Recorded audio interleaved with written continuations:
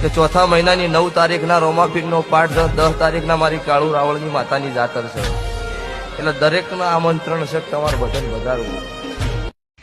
જય માતાજી, જય મેલડીમાં. સૌ ભાઈઓને નમ્ર વિનંતી છે જણાવવાનું કે આ વિડીયો વધુમાં વધુ શેર કરજો. મારી કાળુ ભગતની મેલડીને જે કોઈ માનતા હોય એમના માટે ખાસ, ન માનતા હોય એમના માટે નથી.